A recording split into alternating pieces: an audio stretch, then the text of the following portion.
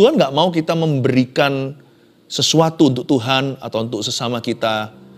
Ketika kita digerakkan oleh Roh Kudus itu, kita memberikannya karena paksaan. Karena memberi kepada Tuhan itu tidak sama dengan ketika seorang pemungut cukai datang untuk meminta bagian kita. Kalau Anda belum subscribe di channel ini, segera supaya Anda bisa mengikuti terus rema-rema dari Roh Kudus ya. Memberi dengan sukacita. 2 Korintus pasal 9 ayat 6-11. Memberi dengan sukacita. Begini ya, tidak ada pemberi yang anak cucunya meminta-minta roti. Itu so pasti. Nggak pernah saya melihat orang benar ditinggalkan, lalu keturunannya mengemis. Ini bukan Injil kemiskinan maupun Injil kemakmuran, tapi ini adalah Injil kesetiaan Tuhan. Tidak pernah Tuhan itu ingkar janji. Makanya itu kalau kita memberi dengan sukacita, itu Tuhan berkenan kepada sang pemberinya. Saya percaya Tuhan ajari kita memberi waktu, perhatian, atau apapun yang kita lakukan, baik itu pekerjaan atau pelayanan, always we must give the best. Kita harus memberikan yang terbaik sebagaimana Kristus memberikan nyawanya bagi kita. Saya baca dulu bersama dengan Anda ayat-ayat yang sudah disediakan, dimulai dari ayat 6, saya bacakan.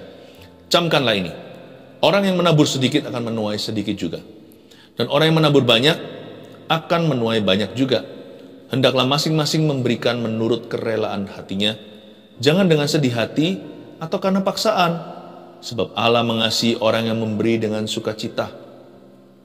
Dan Allah sanggup melimpahkan segala kasih karunia kepada kamu, supaya kamu senantiasa berkecukupan di dalam segala sesuatu, dan malah berkelebihan di dalam pelbagai kebajikan. Seperti ada tertulis, ia membagi-bagikan, ia memberikan kepada orang miskin, kebenarannya tetap untuk selamanya. Ia yang menyediakan benih bagi penabur dan roti untuk dimakan, ia juga yang akan menyediakan benih bagi kamu dan melipat gandakannya dan menumbuhkan buah-buah kebenaranmu. Kamu akan diperkaya dalam segala macam kemurahan hati yang membangkitkan syukur kepada Allah oleh karena kami. Hari ini saya digerakkan Roh Kudus untuk mengajarkan soal memberi, khususnya yang berhubungan dengan materi, seperti firman Tuhan pernah katakan, dan ada tertulis di dalam Alkitab, muliakan Tuhan dengan hartamu. Kenapa ini penting sekali? Karena ini firman, ini bukan ide manusia. Kalau Yesus menjadi Tuhan kita, dia harus menjadi Tuhan atas segala aspek hidup kita, termasuk harta duniawi. Pemuritan itu baru sejati kalau dia mencapai segala perkara, termasuk dompet dan kantong kita. Nah, apa yang saya sampaikan sekarang ini setulus-tulusnya karena kasih Yesus. Kami, termasuk saat teduh bersama, tidak pernah minta apa-apa. Ujung dari pengajaran ini bukan fundraising, itu yang pasti. Tapi kalau kita tidak pernah dimuridkan sampai ke keuangan, kita bukan murid tulen Tuhan. Bahkan, kejahatan pun tolak ukurnya yang terdalam adalah cintakan uang adalah akar segala sesuatu yang jahat. Bayangkan, harta itu signifikan, uang dalam kehidupan manusia. Karena uang itu di dalamnya syarat mimpi, syarat khayal juga dalam kehidupan, dalam benak banyak orang. Fantasi, kebahagiaan, sense of security atau rasa aman. Uang juga bicara soal waktu, karena kita digaji per hari, per bulan. Cek clock masuk, cek clock keluar. Jadi kalau kita mau betul-betul memanggil Yesus Tuhan, berarti kita harus serahkan semua area kehidupan. Tidak bisa ada area omong kosong di dalam pemuritan. Pemuritan kita dan pengabdian kita di bawah Tuhan. Misalnya saya kasih satu ilustrasi sebelum kita baca camkanlah ini. Kalau seorang memuji ide bisnismu dan berkata, bagus itu, luar biasa. Apalagi jika dia mengucapkan yang manis-manis tentang itu, lalu Anda tertipu. Anda masuk ke situ, padahal orang-orang yang memujimu tidak sungguh-sungguh memikirkan betul resikonya, kemungkinannya, backup plan-nya. Nggak dipikirkan. Ya dia nggak rugi apa-apa, nothing tulus. Kan hanya bicara saja. Bicara kan murah, semua orang bisa. Kalau kita mau uji, ya, ini jangan dilakukan di rumah ya. Ini hanyalah ilustrasi, oke? Ini perumpamaan saja. Kalau kita mau tahu orang itu serius menganggap ide kita bagus, coba dia berani nggak tanam modal. Kalau dia berani tanam modal, berarti orang itu sungguh-sungguh yakin ini bisnis pasti berhasil. Nggak ya, jangan ditiru, maksudnya jangan dilakukan mentah-mentah. Ini hanyalah sebuah ilustrasi saja. Keseriusan dunia aja bisa diukur dari situ. Siapa yang berani invest di sana, berarti orang itu serius hati. Kita bisa bicara Tuhan-Tuhan, iman-iman, kasih-kasih, cinta padanya. Tapi kalau kita tidak bisa dijamah di area kantong kita oleh Tuhan, berarti kemungkinan besar Tuhan hanyalah simbolis saja di hidup ini, tidak sungguh-sungguh memerintah. Not until money is touched, you don't know people's heart. Sebelum kita jamah yang namanya duit itu, baru setelah itu kita tahu motivasi hati sesungguhnya. Sekali lagi, saya menyampaikan ini karena ini firman Tuhan, ini pemuritan. Saya menganggap keluarga saat teduh ini adalah circle atau menganggap lingkaran aman di mana hubungan kita sudah seperti keluarga, maka saya bisa belak-belakan tanpa perumpamaan. It's very important supaya kita itu tulus dan kudus soal keuangan. Dan sungguh-sungguh taat dan setia di area ini. Karena itu ayat 6 dikatakan, camkanlah ini. Orang yang menabur sedikit akan menuai sedikit juga. Dan orang yang menabur banyak akan menuai banyak juga. Jangan terkecoh dulu dengan volumenya, sedikit dan banyak. Karena di situ ada hukum tabur dan tuai. Orang yang nabur dikit, nuai dikit, nabur banyak, nuai banyak. Tapi coba perhatikan dulu kata ini, camkanlah. Camkanlah ini perhatikan esensi atau intisarinya. You pay attention to the principle. Coba sungguh-sungguh pertimbangkan prinsipnya. Kata camkanlah itu mengajarkan kepada kita supaya kita berpikir seperti seorang petani. Petani memegang benih, dan benih itu mahal loh ya. Kalau itu benih unggul, misalkan kalau dia mau tanam jagung yang paling manis, dia nggak bisa sembarangan yang murahan. Dia harus beli yang namanya benih-benih yang istimewa. Mau sapi aja nggak usah tanam tanaman atau tumbuhan, melainkan hewan. Sapi itu ada ras-rasnya yang bagus atau enggak. Nah, kalau dia mau menabur itu, karena itu mahal, lalu dia menangis tuh petani dan kata, nggak rela. Camkanlah hai petani, tujuanmu apa? Tujuanmu pegang benih atau berbuah-buah? Ah iya, betul juga. Sebab setiap benih yang kau taburkan, dia nanti akan menjadi panen kemudian. Camkanlah itu bicara tentang miliki visi untuk panen apa yang kau akan dapatkan lewat benih yang kau tabur, termasuk keuangan. Ya, yang paling rendah dan murahan adalah, dan ini tidak boleh menjadi iming-imingan ketika kita memberikan persembahan kepada Tuhan, atau kita memberi sesuatu pada orang lain ketika kita itu berbagi harta duniawi untuk membantu sesama kita atau untuk pekerjaan Allah. Tetapi tetap ada panen jasmaninya, tidak hanya panen rohani. Itu nggak bisa disangkali. Misalnya seperti ada promosi, ada kenaikan gaji, mendapatkan warisan, lalu habis itu mendapatkan keringanan. Aduh, satu persatu sebutkanlah mujizat demi mujizat dalam dunia berkat itu ada. Kita nggak perlu terlalu gembar-gemborkan sisi berkatnya, karena itu karakter Allah.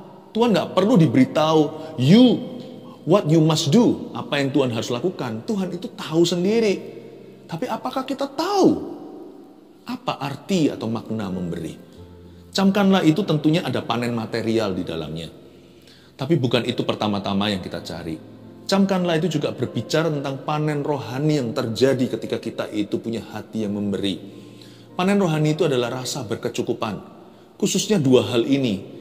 Waktu saya renung-renungkan kata camkanlah.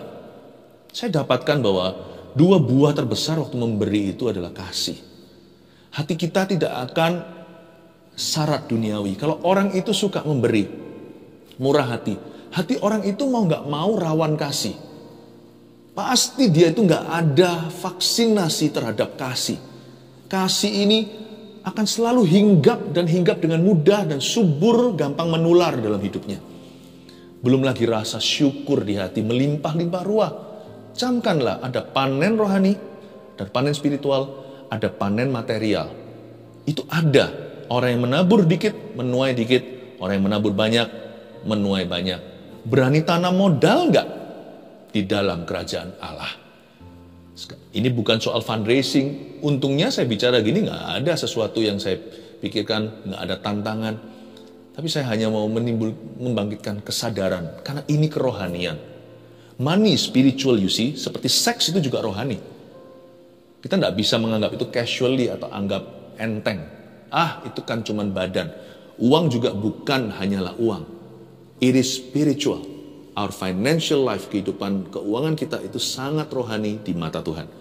Ayat 7, hendaklah masing-masing memberikan menurut kerelaan hatinya.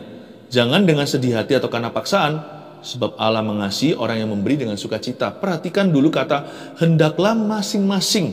Wow, kata masing-masing berarti every Christian is a giver. Luar biasa nggak? Ternyata setiap orang Kristen itu ada satu DNA yang sama. Peduli amat denominasinya. Ku tak pandang dari gereja mana. Kalau kita anak Kristus, buah jatuhnya nggak jauh-jauh dari pohonnya. Ya, like father, like son. For God so loved the world, He gave. Karena begitu besar kasih Allah pada dunia, Yohanes 3:16, Dia memberikan. Tuhan hanya berkata, I love you, lalu tidak berbuat sesuatu. No, Tuhan turun ke dunia. Bapak mengalami kerugian. Putra mahkota sorga, pangeran sorgawi, anak Allah yang tunggal, diberikan. Wow, gak bisa jauh dari itu. Hendaklah masing-masing, berarti gak bisa kita berkata, tugasku memang hanya pelayanan, sana yang memberi. Gak apa-apa, saya hanya berdoa, tugas saya berdoa, you yang keluar dana. Bukan soal jumlah besarnya. Yesus memuji di bait Allah. Ketika ada seorang wanita, seorang janda, atau mungkin nenek tua memberikan 2 peser uangnya. Lebih daripada orang-orang kaya yang memberi daripada kelimpahannya. Dia memberi dari kekurangannya. Bukan kekurangannya, dia memberikan segalanya. Bukan yang terbaik loh ya, semua yang ada. Di bait suci, di bait Allah itu ada 2 macam kotak persembahan zamannya Yesus.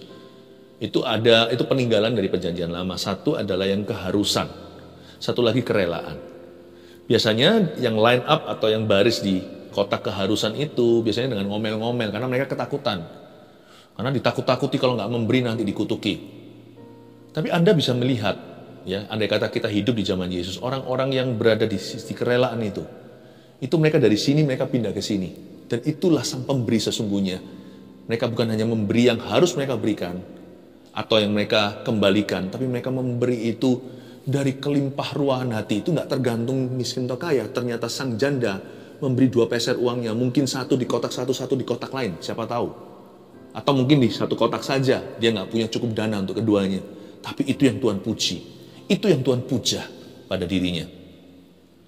Hendaklah masing-masing, setiap kita itu adalah pemberi ternyata di mata Tuhan. Harus memberikan menurut kerelaan hatinya. Saya suka kata kerelaan hatinya, memang harus ada kerelaan sih sesuai dengan takaran iman masing-masing dan harus ada pewahyuan firman di hati. Tapi firman seperti ini seringkali dihindari karena kita nggak mau merugi.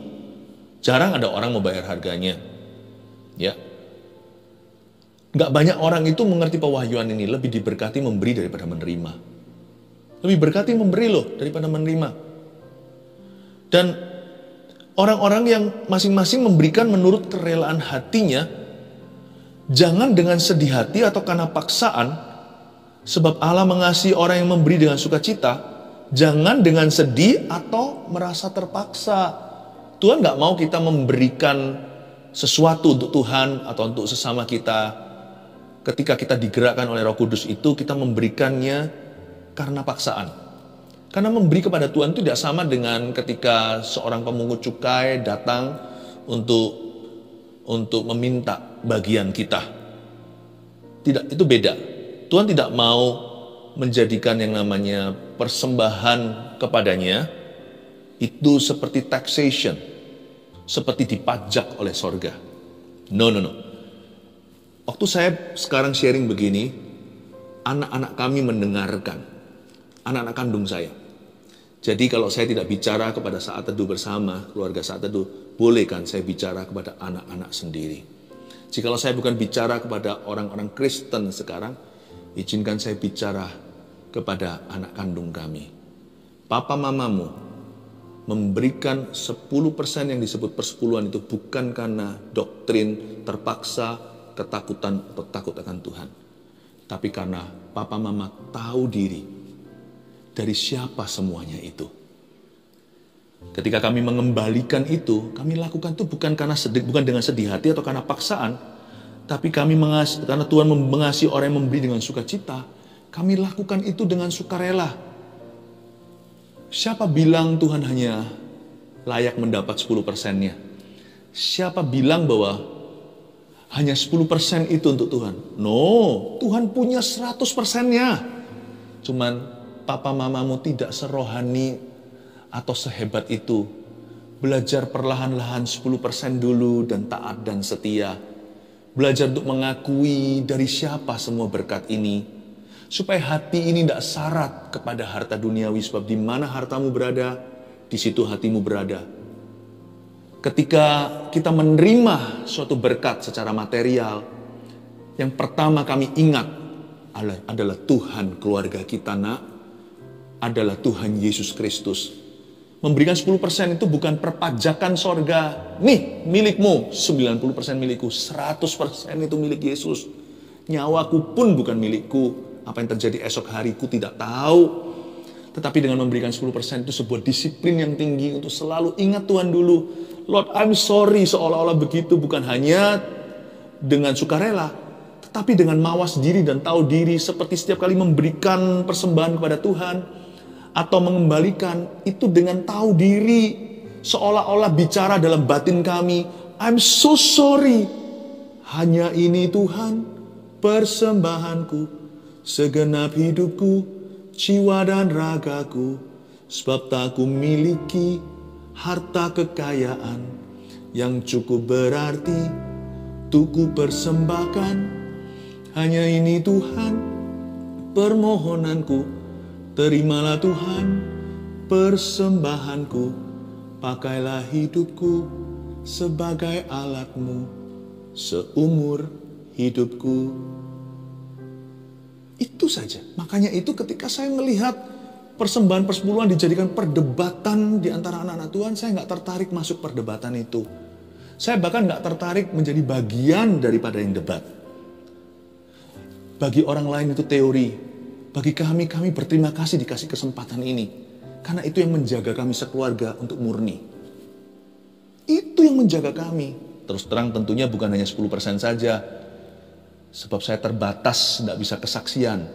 Sebab apa yang tangan kanan berikan, tangan kiri tidak boleh tahu. Tangan kiri beri sesuatu, harus tertutup dari tangan kanan. Saya kasih satu kiasan, contoh aja yang paling sederhana, yang dijadikan perdebatan, gonjang-ganjing, saling menyerang. Keluarga Saat Teduh, kalau Anda adalah murid kami di dalam Tuhan, ikuti jejak kami. Jangan masuk dalam perdebatan itu. Orang-orang memperbincangkan, saling menyerang, saling melawan, boleh, nggak usah. Saya sih pendapat pendirian saya sederhana, saya nggak ikut-ikutan. Tapi please, jangan larang keluarga kami untuk terus melakukan itu. Bukan karena hukum Taurat atau kitab Maleaki. We want to do it. Itu sukarela. Kenapa? It's good for my family. Ya, anak-anak dengarkan. Tentunya saya mata harus lihat ke kamera. Anak saya dimanapun juga. Mereka terima pengajaran ini langsung dari saya. Dan jikalau Anda adalah anak-anak rohani saya, Anda juga dengarkan ya. Dengarkan. Orang lain mulai debat terserah. Saya nggak mau ikut-ikutan. But jangan larang keluargaku lakukan itu. Hukum Taurat atau bukan kasih karunia, I don't care. I want to do it. Karena itu adalah sabuk pengaman keluarga kami dalam hati. Supaya harta sesungguhnya di dalam hati kami adalah Kristus. Harta sesungguhnya adalah memberi. Lebih diberkati memberi daripada menerima. Saya nggak hanya bicara tentang persepuluhan. Saya bicara tentang lifestyle, gaya hidup yang suka memberi kepada Tuhan. Saya masih ingat, saya boleh kasih satu kesaksian ya, tapi karena firman Tuhan ini saya komitmen kalau di Saat Teduh bersama, termasuk kalau di Gereja Mawar Sharon, sebisa mungkin 100% protein, sedikit karbohidratnya. Tapi izinkan saya kasih beberapa karbo lah, kasih 1-2 kesaksian. Waktu pertama kali saya mulai, setelah lulus ya, saya mulai tabung pelan-pelan. Karena saya tahu nanti akan menikah tahun berapa. Saya sudah simpan dana dalam mimpi. Ini bukan 10%. Tuhan tunjukkan suatu nominal dan itu persis yang ada di buku tabungan saya. Kasihkan semua untuk sebuah gereja di Sumatera. Waktu itu saya pelayanan masih belum di gereja Mawar Sharon yang sekarang saya gembalakan. Ada sebuah gereja lain waktu itu sedang pembangunan. Saya ingat kok, saya dikasih nominalnya itu, besok saya buka buku kok persis dengan itu sampai kepada digit terakhirnya. Nggak mungkin itu kebetulan. Suruh diberikan 100%. Itu mas kawin saya. Saya kasihkan semua. Sekali ini aja izinkan tangan kanan tahu yang tangan kiri beri atau sebaliknya. Tapi demi pengajaran saya ceritakan, tapi ini nggak mulia. Ini nggak ada apa-apa dengan orang-orang yang suka berkorban untuk Tuhan. Saya kasihkan. Tapi untungnya puji Tuhan, keluarga kami itu memperhatikan anak-anaknya. Tetap budaya timur, jadi sekalipun mas kawinnya telah hangus, tapi mereka yang menanggung kita, yaitu papa mama. Keluarga Saat Teduh yang tercinta, waktu itu saya alami, saya lakukan dengan sukacita.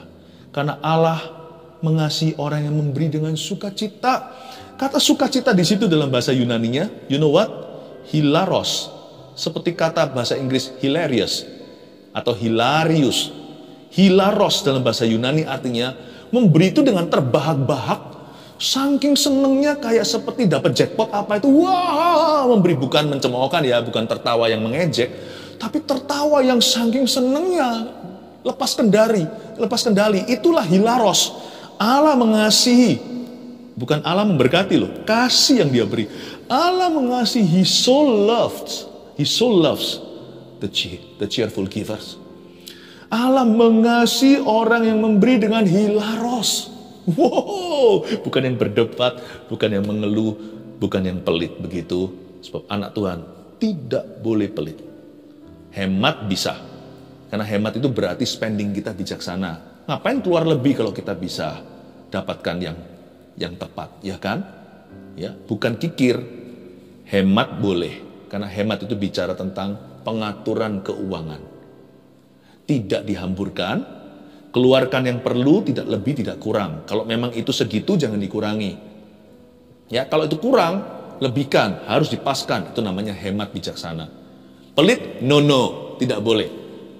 Itu bukan anak Tuhan. Dan Allah sanggup melimpahkan segala kasih karunia kepada kamu supaya kamu senantiasa berkecukupan, ayat 8. Di dalam segala sesuatu, dan malah berkelebihan di dalam pelbagai kebajikan. Ini luar biasa kata Allah sanggup melimpahkan kasih karunia-Nya kepada kamu supaya kamu senantiasa berkecukupan. Bahasa Yunani lagi ya, nggak usah ditulis sih, artinya aja. Autarkeia itu artinya content. Berkecukupan di situ itu bukan berarti cukup secara material, karena itu relatif ya. Isan hayo isan kau bahasa Chinese-nya. Setiap gunung Semeru di atasnya masih ada Himalaya. Satu gunung selalu ada gunung yang lebih tinggi. Cukup itu kapan sih? Cukup itu bagi orang di dunia itu selalu 20,000 more. Cukup itu di bumi ini selalu $20,000 lagi. Itu cukup. Tapi kata berkecukupan ini dalam bahasa Yunani yang dipakai oleh Rasul Paulus adalah artinya mencukupkan diri. Content, bisa berkata enough, terima kasih Tuhan. Sudah lebih dari cukup. Thank you. Jangan terlalu berkelebihan kalau kita pesan makanan. Kita hanya bertiga. Makanan untuk orang seperti satu grup ber-10. Ini nanti siapa yang makan, saya yang buang makanan. Kalau kita diundang, jangan aji mumpung. Thank you. Ini hanya bertiga. Kebanyakan. Itulah autarkeia. Contentment. Contentment itu bisa menundukkan kepala, pejamkan mata, tidak mengingini kiri kanan dan berkata, thank you Jesus, it's enough for the day.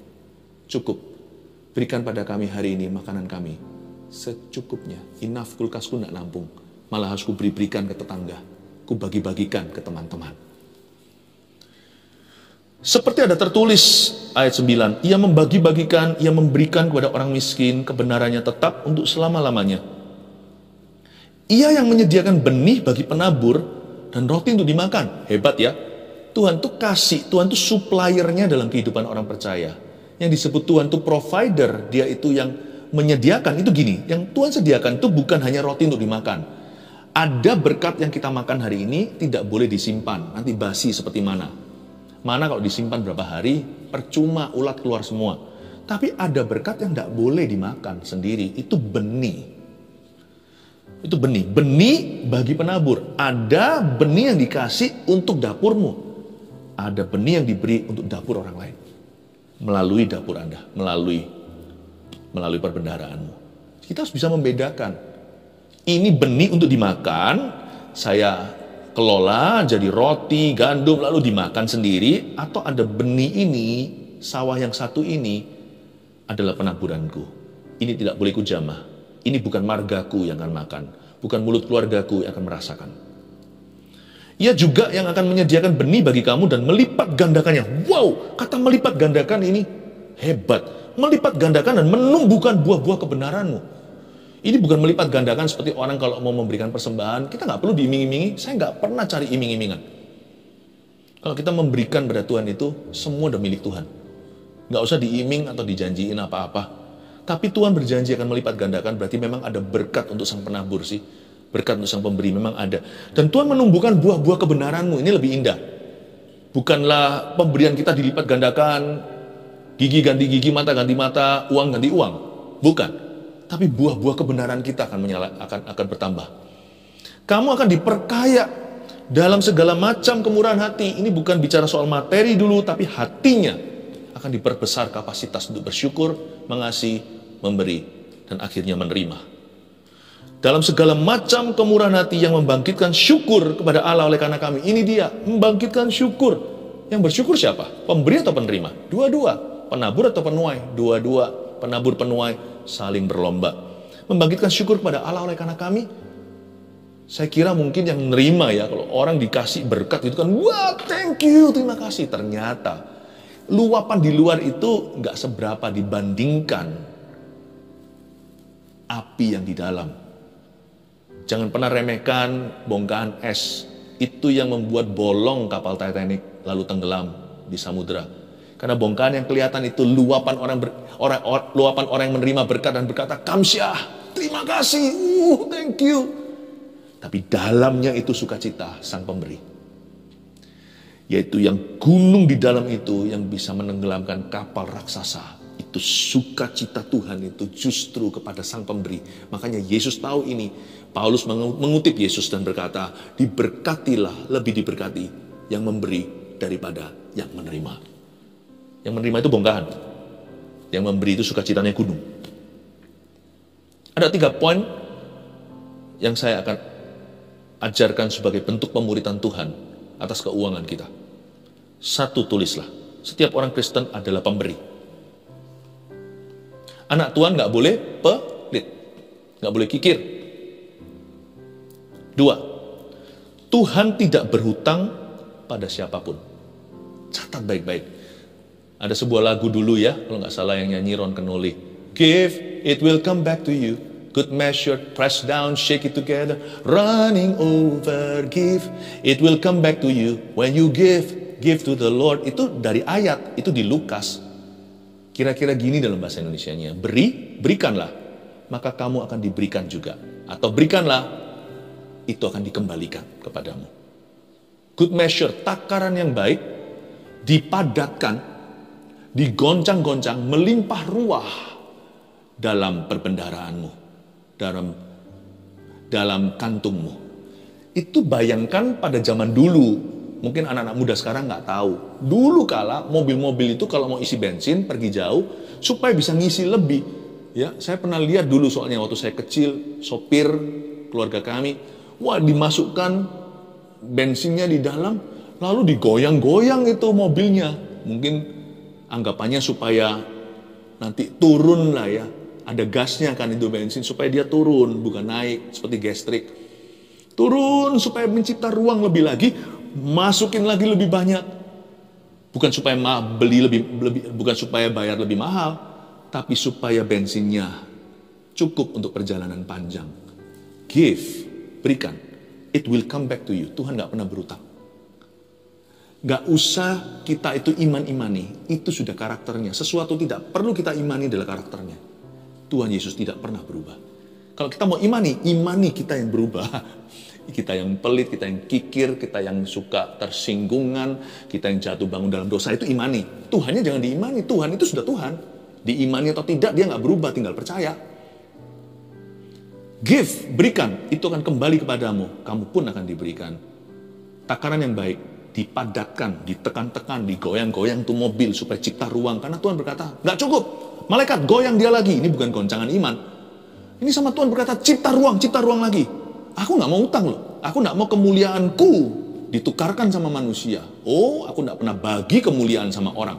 Orang itu memberi kepadaku dalam namaku, untuk aku, pekerjaanku, atau untuk sesamanya, atau untuk seorang yang membutuhkan, atau seorang yang miskin. Dalam nama saya. Saya gak mau utang apa-apa sama dia. Ya, gak mau. Tuhan berkata, goyang-goyangkan sehingga nanti begitu kelihatan. Sampai-sampai taraf pemberian orang itu bahkan tidak bisa mendekati kembaliannya. Tipsku lebih besar daripada pemberiannya dia. You cannot outgive God. Kita tidak bisa lebih besar memberi kepada Tuhan daripada Tuhan sudah memberi kepada kita, daripada Tuhan akan memberikan kepada kita. Tuhan tidak mau setara sama kita, jauh liganya.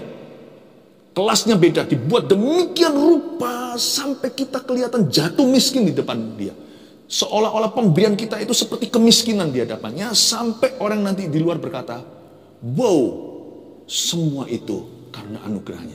Gak ada orang berkata, oh semua karena dia. Untungnya Yesus dulu di Palungan diterimanya, bukan di hotel mana. Kalau enggak kan, Jesus by, sebutkan merek hotelnya. Tuhan tidak mau. Tuhan tidak mau dijadikan alat. Tuhan tidak mau dijadikan ambasador siapa. Tuhan berkata, kasih cipta ruang malaikatku, beri tugas, tekan sampai ada cukup ruang yang terlalu jauh sehingga pemberian orang itu tidak glorious. Tapi benih yang kusediakan dalam hidupnya, orang yang tahu itu semua dari aku. Aku yang supply pemberiannya dia. Aku yang supply dia sebelum dia memberi, ketika dia memberi, setelah dia memberi. Supaya orang itu selalu rendah hati dan seluruh dunia tahu, aku adalah Allah yang generous, Allah yang murah hatinya. Luar biasa. Terakhir, ada berkat khusus bagi sang pemberi. Kok bisa? Ada doa yang salah ya? Doa yang salah waktu makan jangan diulangi. Contohnya, makan minuman dihidangkan. Tuhan Yesus, aku berdoa engkau kuduskan makanan minuman ini agar menjadi kekuatan bagi tubuh kami dan roh kami. Jangan sebut roh kami. Karena roh tidak makan dari makanan yang keluar di jamban. Roh kita tidak makan roti manusia. Roh kita makan firman. Itu doa yang salah. Lebih baik Tuhan berkati makanan untuk menjadi kekuatan bagi kami, tubuh kami, supaya bisa melayani Tuhan. Dalam nama Yesus, amin. Doa yang salah soal persembahan gimana? Tuhan, Yesus berkati tangan yang memberi dan tangan yang tidak memberi. Salah. That's a wrong prayer. Mestinya doa gini, Tuhan Yesus berkati tangan yang memberi dan ajari hati yang belum mau memberi agar murah hati, agar mengerti bahwa Allah kita adalah Allah yang baik dan Allah yang setia. Tuhan berkati tangan yang memberi, tapi ajari hati yang belum mau memberi. Berkati tangan yang memberi dan ajari tangan yang belum memberi. Itu baru doa yang tepat guna. Karena memang ada berkat khusus bagi sang pemberi yang tidak diberikan kepada orang yang tidak memberikan terbaik untuk Tuhan. Itulah sebabnya kita tidak bisa iri dengan berkat orang. Ada orang tertentu disertai karena ketaatan. Tapi kita yang bermental kemakmuran atau kemiskinan, bukan bermental kebenaran, kita tidak akan pernah menghakimi orang dengan tepat. Tidak semua berkat itu dari Tuhan. Dan berkat takarannya bukan materi. Kalau Anda kira Tuhan memberkati seseorang itu berarti orang itu pasti kaya. Nggak tentu juga. Tapi juga nggak tentu bahwa Tuhan tidak bisa memberkati orang itu secara kekayaan. Coba perhatikan kalimat ini, renungkan. Oleh karena itu tidak bisa kita menilai satu buku dari halaman depannya. Ada orang tertentu mengalami penyertaan Tuhan seperti Yabes. Tuhan perlebar dan perluas wilayah teritorinya. Karena memang Tuhan berkenan akan hamba-hambanya. Saya dorong Anda, untuk menjadi hamba Tuhan yang setia, bukan hamba mamon. 1, 2, 3, memberi dengan sukacita. Setiap orang Kristen adalah pemberi. 2, Tuhan tidak berhutang pada siapapun. 3, ada berkat khusus bagi sang pemberi yang tidak Tuhan berikan kepada orang yang tidak memberi yang terbaik untuk Tuhan. Haleluya. 1 Petrus 4 ayat 7. Kesudahan segala sesuatu sudah dekat. Karena itu, kuasailah dirimu dan jadilah tenang, supaya kamu dapat berdoa. Saudara yang terkasih, terima kasih telah mendengarkan firman Tuhan hari ini. Jangan lupa untuk dukung terus channel ini dengan cara subscribe, like, share, dan juga komen, agar saudara kita yang lain juga boleh terberkati. Tuhan Yesus memberkati kita.